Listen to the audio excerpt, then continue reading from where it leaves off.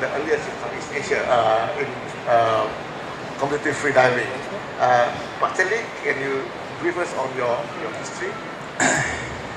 Jonathan said about malu. I should be malu because I'm too old. I'm the oldest, I think, from everyone here. Okay, start freediving in 2013, fairly new, and my first competition is sim. Hi, where I can get first tips. It's very good that improve my techniques. I don't know what to share there, but thank you Azwa at that time, 2013, which is I can compete more and more. About the national record, I can broke it because like before 2013 is everything like a 0, 0, 0, 0 and 0. So nobody competes. So I easily broke the national record because not many people know or doing this kind of sport. Okay, so maybe I'm not talking too much because I already talked too much. Thank you.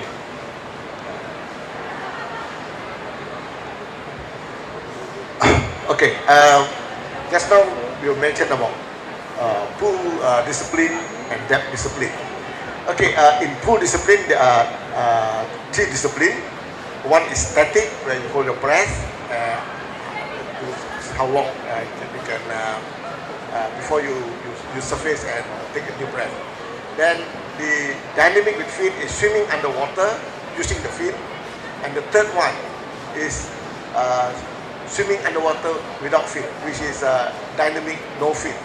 Okay, all the three are called pool because they are essentially competed in a pool setting. I mean, you have a fixed distance setting. Water is essentially what is the condition as in the pool. Visibility is great. That competition is slightly different. Now let's start with the pool competition.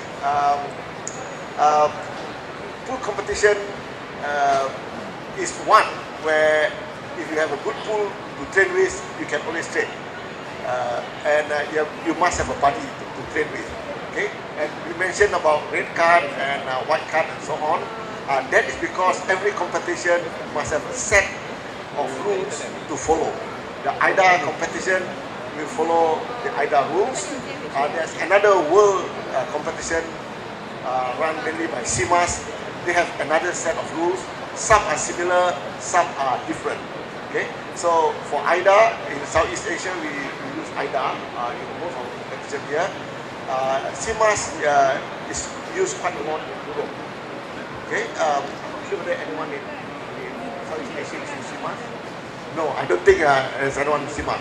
So basically, AIDA is the regulation that we use for our competition here. Okay, in pool discipline, obviously the kind of training is different from that discipline. So let's start with the pool training. Master Azwar, what kind of training would you go? Physical, mental, dietary, and how long do you plan before each competition? Now our secret will be revealed. Okay, so for pool discipline, I always see that we train like a real athletes. Because like this is the time or this is the disciplines requires us to push ourselves to our limits.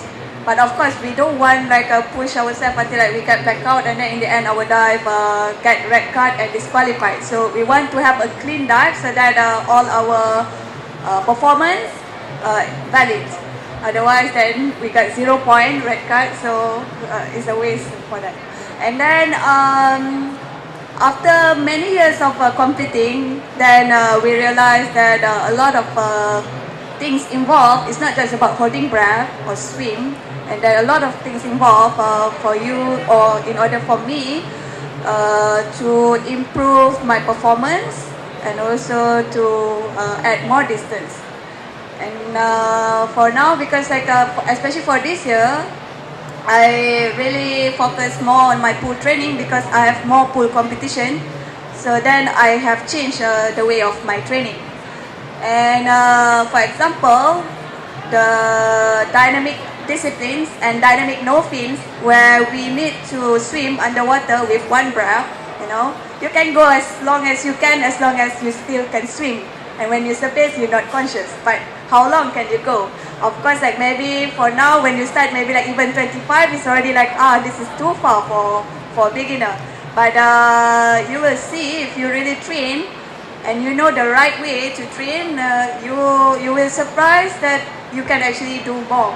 So my first competition for dynamic, I set my record to 136 meters. I'm also surprised that I can go for that distance. And then of course, the next competition I will want to do more, but I know that I need to train for that. It's not just like holding breath and then use my monofin and just go, because I want to make sure that when I surface, I can still conscious. Especially for the Japan, then I start to train and travel and train with different coaches, and I also have online coaches, and then we talk and discuss about what I can do to put into my training to improve my performance. So then I realized that yes, I have like some weakness that I can improve, which is like for me it's more on the strength and also the technique. Okay, because like for the dynamic I use monofin, and this will require a lot of good skills. And then I start to spend more time doing more swimming just to improve the skills, because skills can provide maybe 20%, contribute 20% from your performance. So if you really have a good skill, you can save a lot of energy, and then you can swim better in the swimming pool. So that is also one. And then talking about food, last time like I experiment a lot when like I talk about this freediver, and then I read online, and then people like say, you cannot drink coffee, and then like you have to take an alkaline diet, and then you know when I start this and that, in the end like some things work and then sometimes it didn't work. And then in the end what I realized is in the end you should know like how your bodies work, and then you try to work with that rather than just follow everything. Of course, maybe some suggestion is really good, but make sure that you get the suggestion from the experts, not like from your own reading. Maybe like because we're not sure if the source that you read online is really reliable or like just take from anywhere. So in the end, like talk with the experts, and then you know what is the thing that you can take to improve your performance, and then you work from there.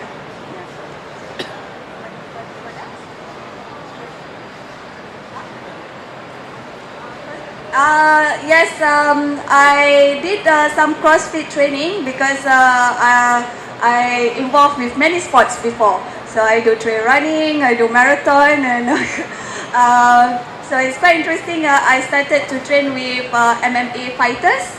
Okay, they really do high intensity training. So we have like 10 circuits, and then like 3 minutes do like really high, and then 30-second rest and start again. So it's quite interesting, but then in the end I built a lot of stamina from there. So which is like this is what I did, because sometimes when we go in the competition, maybe we will have like 3 disciplines in one day, which is like crazy. But sometimes like 2 disciplines in one day where like we really need to have a good stamina to swim more. So in a way it's improved my performance a bit. Yeah. Okay. Thank you, Tuan. There's some insight on how she trains.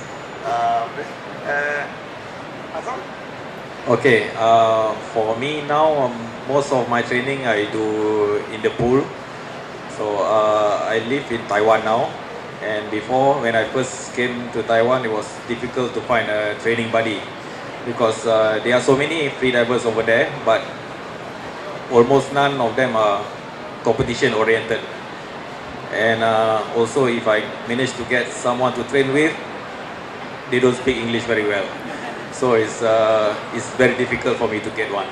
Well, but since end of last year, I met with a few freedivers, and eventually I have like 2 people that I can train quite consistently at the pool, and it's good for me because communication is not a problem, and they have time, and when I have time, we can just train together. So like for now, I do like 2 to 3 times training in the pool. So basically, when you train at the pool, when you hold your breath, 2 things happen. One, your oxygen level goes down, and second one, your carbon dioxide level goes up. So for free diving, you need to train to tolerate these two conditions.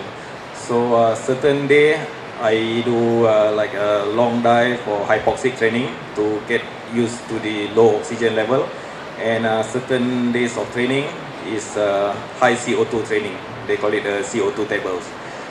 And also, they also have another one where we combine these two conditions that is called the maximum attempt.